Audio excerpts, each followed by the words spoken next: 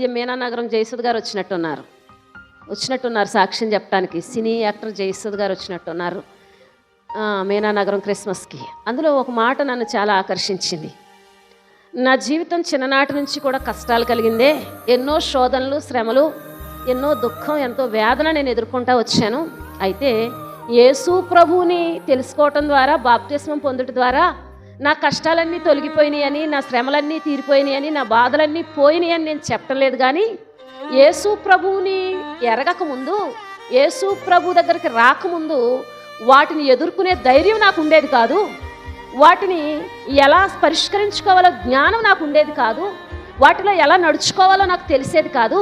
కానీ యేసుక్రీస్తుని ఎరిగిన తర్వాత ఎలాంటి శ్రమలు వచ్చినా, శోధనలు వచ్చినా, ఇరుకుల ఇబ్బందులు వచ్చినా నేను ధైర్యంగా నిలబడుతున్నానని సాక్ష్యం చెప్పా. ఆ మాట ఎందుకో నాకు ఆకర్షించింది అంత సాక్ష్యంలో. మన లైఫ్ వేరే. అలాంటి కష్టాలు వచ్చినప్పుడు యేసు ప్రభు నాకు ఇచ్చింది ఏంటంటే దాన్ని ఫేస్ చేసే శక్తిని ఇచ్చాడు, ఆ స్ట్రెంగ్త్ని ఇచ్చాడు.